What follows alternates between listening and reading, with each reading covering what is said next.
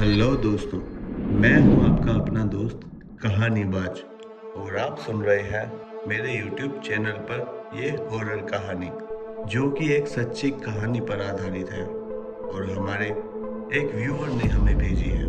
तो दोस्तों, आप भी अपनी कहानी भेजने के लिए मैंने अपने डिस्क्रिप्शन बॉक्स में अपना व्हाट्सएप नंबर दे दिया है, तो आप मुझे वहां से कहानी अपनी भेज सकते हैं और डायरेक्ट रीच आउट भी कर सकते हैं। तो चलिए बढ़ते हैं आज की कहानी की ओर। तो दोस्तों, यह कहानी उत्तर प्रदेश के मुजफ्फरनगर जिले की है, जिसमें एक ऐसा रास्ता है जिसे मौत का रास्ता कहा जाता है। दरअसल विक्रम के गांव से लगभग 25 किलोमीटर की दूर ही यह रास्ता है। विक्रम बचपन से इस शहर में ही रहता था, इसलिए वह गांव ना तो इतना आता था और ना ही गांव के बारे में इतना जानता था। उसका पूरा परिवार उसके जन्म के कुछ दिन बाद ही उसके पिता की नौकरी शहर में लगने के कारण वहां पर शिफ्ट हो गए थे। हालांकि वह कभी कभी गांव आता था, लेकिन सिर्फ अपने दादा दादी और अन्य लोगों से मिलकर चला जाता था। धीरे धीरे वह शहर में ही बड़ा हो गया, स्कूल पास किया, उसके बाद कॉलेज चला गया। उसकी कॉलेज की जिंदगी भी ऐसे ही चल रही थी, लेकिन उसे अब यह सब बोर करने लगा था। इसलिए उसने सोचा कहीं दोस्तों के साथ एक ट्रिप प्लान करते हैं। उसके कॉलेज में बहुत दोस्त थे, लेकिन उसका एक कॉलेज ग्रुप था जिसमें उसके खास खास दोस्त थे। वो हमेशा कॉलेज में साथ में रहते थे। उस ग्रुप में 6 लोग थे। विक्रम के अलावा 2 लड़कियां और 3 लड़के थे। लड़कियां अंजलि और प्रियंका थी। लड़के विकास, आकाश और दीपक थे। उनका ग्रुप कॉलेज में काफ़ी फेमस था क्योंकि वो हमेशा साथ रहते थे और सभी पढ़ाई में भी अच्छे थे। उसने अपने दोस्तों से घूमने की बात की तो सबने बोला, हाँ चलते हैं ना, वैसे भी बारिश का मौसम है। लेकिन कहाँ जाए यह डिसाइड नहीं हो पा रहा था। विक्रम बोला, मेरे गांव से लगभग 70 किलोमीटर दूर आगे बहुत अच्छी पहाड़ी इलाका है, वहाँ पर बहुत मजा आएगा क्योंकि वहाँ आसपास तालाब, झरने भी हैं। तो सबने हाँ कर दी। दोस्तों, यह जगह उस मौत के रास्ते से काफी आगे थी और इसका रास्ता भी अलग था। लेकिन विकास आते टाइम विक्रम के गांव जाना चाहता था, लेकिन आते टाइम अगर विक्रम के घर जाना हो तो इस रास्ते से शॉर्टकट पड़ता है। सबके परिवार वालों ने उन्हें जाने दे दिया, लेकिन विक्रम की फैमिली ने उसे साफ बोला था कि तुम घूम कर आ जाओ, लेकिन उस रास्ते पर भूलकर भी मत जाना, चाहे कुछ भी हो जाए। पर उस रास्ते की तरफ जाने के बारे में सोचना भी मत, क्योंकि वह तो उस रास्ते के बारे में जानते थे। विक्रम ने भी उन्हें प्रॉमिस किया और बोला, ठीक है, मैं ध्यान रखूंगा। और फिर उन्होंने एक ट्रिप पर जाने के लिए एक गाड़ी का इंतजाम कर लिया और वह वहां से चल पड़े। उन्होंने ड्राइवर रखा था ताकि गाड़ी चलाने की प्रॉब्लम ना हो। फिर वो वहां से निकल पड़े। उन्होंने एक दिन का प्लान बनाया था कि शाम को वापस आ जाएंगे, इसलिए वह सुबह ही निकल पड़े। लेकिन उन्हें क्या पता था कि ट्रिप उनकी जिंदगी तबाह कर देगा। वहां वे लोग पहुंच गए और वहां उन्होंने खूब मस्ती और एंजॉयमेंट किया, काफी मजे किए। तभी उनके ड्राइवर को कोई अर्जेंट काम आ गया था, इसलिए उस दिन उसे बीच में ही जाना पड़ा। तो उन्होंने उसे जाने दिया और सोचा कि हम खुद ही चला लेंगे गाड़ी। अब घूमते घूमते उन्हें शाम होने को आई। उनकी मस्ती में उन्हें पता ही नहीं चला कि रात काफी हो गई थी। फिर वह आने के लिए वापस निकल पड़े और गाड़ी विकास चला रहा था। वह रास्ते में बोला, यार आज बहुत ज्यादा थक गए हैं, अब गाड़ी चलाने की हिम्मत नहीं है, क्यों ना कहीं पर रुक जाएं।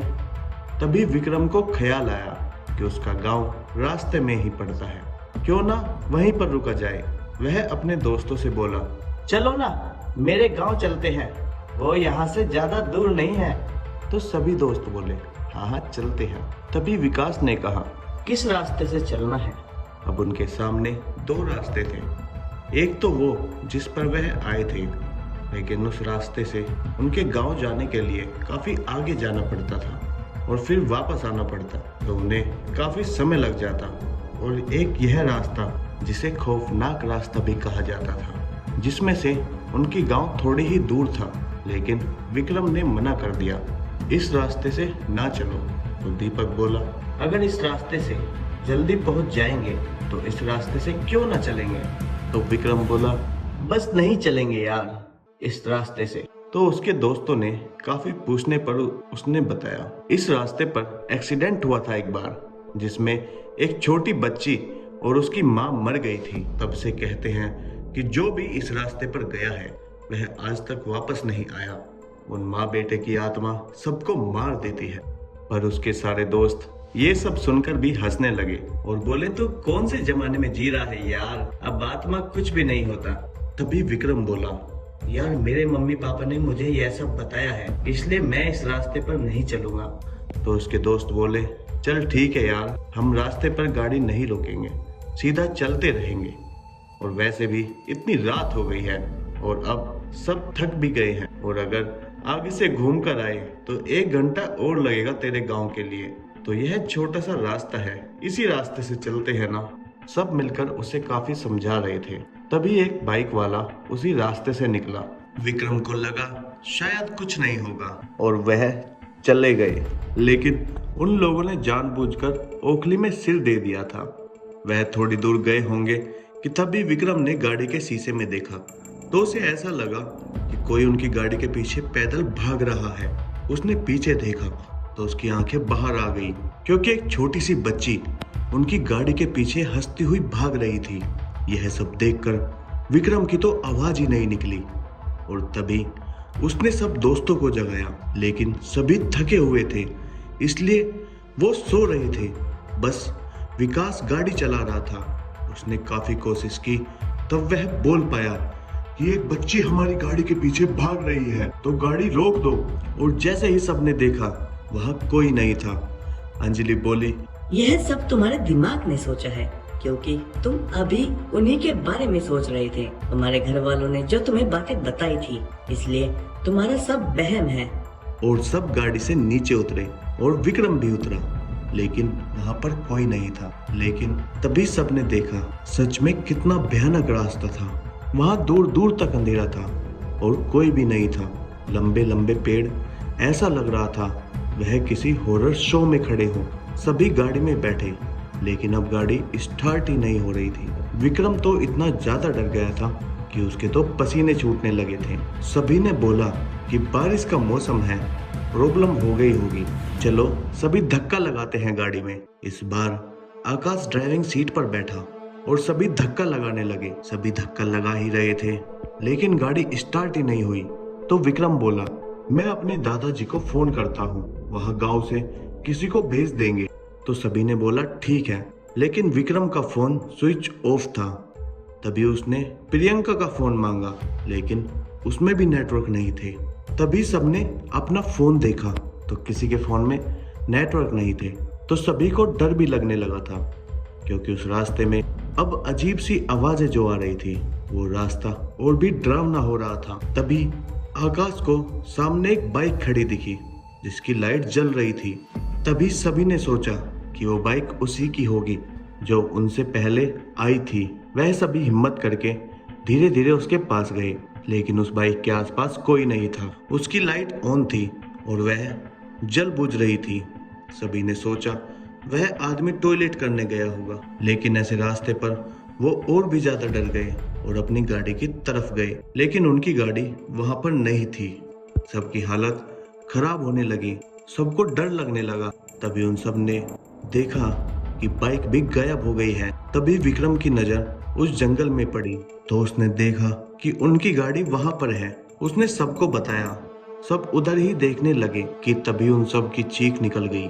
सब इधर उधर भागने लगे, क्योंकि सामने के पेड़ के ऊपर उस बाइक वाले आदमी की लाश लटक रही थी। और दीपक और प्रियंका डर के मारे वो जिस रास्ते आए थे उसी रास्ते पर वापस भागने लगे। और विक्रम, आकांक्षा, विकास और अंजलि गांव वाले रास्ते की तरफ भागने लगे। तभी विकास ने देखा कि वह दोनों उस साइड गए हैं, तो उसने सबको बोला कि वह भी उस साइड भागते हैं। और तभी वो उस साइड भागने लगी। तभी उन सब ने देखा कि एक छोटी सी बच्ची हवा में उड़ रही है और उसके दोनों हाथों में, एक में प्रियंका और एक में दीपक लटक रहे हैं। वो दोनों बेहोश थे। उन सब की हालत पतली हो गई। डर के मारे वो सब काफी डर गए थे और वह बच्ची अजीब सी हंसी हंस रही थी और उन्हें जंगल में ले गई और जंगल के अंदर जाते ही वो वहां से गायब हो गई। यह सब देखकर वो सब डर गए। उन्हें समझ नहीं आया कि अब वो क्या करें। तभी उन्होंने फिर से देखा कि कोई उनके पीछे उड़ रहा है और जब वो पीछे मुड़े तो उनके पीछे एक औरत उड़ रही थी। उसको देखकर सभी के होश उड़ गए। अंजलि बेहोश हो गई और वो औरत उन सब के ऊपर इधर से उधर उड़ने लगी। अब विकास अंजलि को संभालने लगा। तभी वो औरत जोर जोर से हंसने लगी।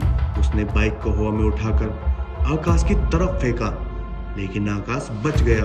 वह औरत उनके ऊपर उड़ रही थी और हंस रही थी। सबको लगने लगा था कि आज उनकी आखिरी रात है। उस औरत का चेहरा बहुत ही डरावना था, जिस कारण अंजलि बेहोश हो गई थी। इतनी गहरी रात में कोई भी ऐसा नजारा देखकर बेहोश हो ही जाता है कि तभी विकास और विक्रम ने देखा कि वो औरत धीरे धीरे उनकी तरफ नीचे उतर रही थी। विकास और विक्रम अंजलि को संभालते हुए अभी खड़े ही हुए थे। विकास और विक्रम अंजलि को संभालते हुए अभी भी वहीं खड़े थे, क्योंकि वो अंजलि को छोड़कर भी कहीं नहीं जा सकते थे। और उनके दो दोस्त दीपक और प्रियंका का भी अभी कुछ अता पता नहीं था। वह औरत नीचे उतरकर उनकी तरफ बढ़ने लगी। वह जैसे ही नीचे उतरी और उन तीनों के पास गई, वो उन तीनों को उठाकर वापस से उड़ाते हुए उसी तरफ ले गई जिस तरफ छोटी बच्ची दीपक और प्रियंका को लेकर गई थी। वहां जाकर उसने उन सभी को एक पेड़ के पास गिरा दिया। तभी विक्रम ने देखा कि दीपक और प्रियंका अभी भी बेहोश ही थे और वहीं पर पड़े हुए थे। अब बस विकास और विक्रम ही होश में थे। बाकी उन तीनों को अभी भी कोई होश नहीं था। वह दोनों काफी डरे हुए थे। तभी उन्होंने देखा कि वह छोटी सी बच्ची और वो औरत उन्हीं की तरफ आ रहे थे। इस बार उनका रूप पहले से बदला हुआ था और इस बार और भी ज्यादा खौफनाक था। दोनों का अब पूरा शरीर पूरा नीला पड़ा हुआ था और गर्दन और हाथ पैर टेढ़े हो रखे थे और नाखून भी काफी बड़े थे। सिर से खून भी निकल रहा था और उनकी आंखें सफेद थी। वो दोनों उन आत्माओं को अपनी तरफ आता देख अपने बाकी के दोस्तों को होश में लाने लगे। अब उनके दोस्तों को भी होश आ रहा था और जब तक उनके दोस्तों को होश आया, वो आत्मा उनके काफी पास आ चुकी थी। वह अपने नाखूनों को आगे करने लगी और वह बच्ची आगे आई और विकास का गला दबाने लगी। पर उस बच्ची में हमसे ज्यादा ताकत थी, इसी कारण हम उस बच्ची से विकास को छुड़ा नहीं पा रहे थे। तभी विकास को याद आया कि उसके पापा ने एक बार कहा था कि उनकी कुलदेवी का नाम लेने से भूत प्रेत उनसे दूर हो जाते हैं। तभी विक्रम चिल्लाकर विकास से कहने लगा कि वह अपने मन में कुलदेवी का नाम ले। जब विकास ने अपने मन में कुल देवता का नाम लेना शुरू किया तो उस बच्चे ने उसका गला छोड़ दिया और विकास जोर से जमीन पर गिर गया। उसके दोस्त उसके पास आए। अब सभी लोग अपने मन में कुलदेवी का नाम ले रहे थे। तभी अचानक से वो औरत और वो बच्चे अपने आप ही पीछे की तरफ जाने लगे। वह आगे आने की कोशिश कर रहे थे पर आगे की तरफ आ नहीं पा रहे थे। उन्हें ऐसे पीछा जाता देख वह सभी वहां से खड़े हुए और गांव की तरफ जाने लगे। फिर थोड़ी देर के बाद वो सही सलामत अपने गांव पहुंचे और गांव के कुछ आदमी अपने खेत से वापस अपने घर आ रहे थे। तभी उन्होंने उन बच्चों को देखा और उनके पास गए। उनसे वो कहने लगे कि तुम इस रास्ते से बचकर कैसे आए हो। फिर वो सभी दोस्त विक्रम के दादाजी के घर गए और वहां उन सभी को पूरी घटना के बारे में बताया। तभी दादाजी ने बताया कि उस गाड़ी के एक्सीडेंट के बाद उस रास्ते से गुजरने पर हर रोज कोई ना कोई अगले दिन मरा हुआ ही मिलता था, इसलिए काफी सालों से उस रास्ते पर कोई नहीं गया और बहुत बार गांव वालों ने उन आत्माओं को भगाने की कोशिश भी की, लेकिन कुछ भी नहीं हुआ और अभी तक वह रास्ता आत्माओं के आतंक से भरा हुआ था। विक्रम और उसके दोस्त जो गाड़ी लेकर आए थे वह उसी जंगल में ही रह गए थे। इसलिए अगले दिन उसके दादाजी उन्हें अपनी गाड़ी में घर छोड़ने गए थे। उस रात को वो सभी दोस्त तो बच गए थे, पर उस रास्ते का आतंक अभी भी खत्म नहीं हुआ था। वहां आत्माएं आज भी उसी रास्ते पर घूमती हैं और इसी कारण से वह रास्ता पूरी तरह से सुनसान रहता है। तो दोस्तों, इस कहानी में बस इतना ही। तब तक के लिए अपना ध्यान रखना और प्लीज़ हमारे चैनल को सब्सक्राइब कर दें। दोस्तों, हम आने वाले समय में आपके लिए बहुत सारे गिव अवे लेके आने वाले हैं, तो जितना आप ज़्यादा लाइक करेंगे और सब्सक्राइब करेंगे उतना ही हमें मोटिवेशन मिलेगा। तो चलिए अब इस कहानी को यहीं पर ख़त्म करते हैं। धन्यवाद।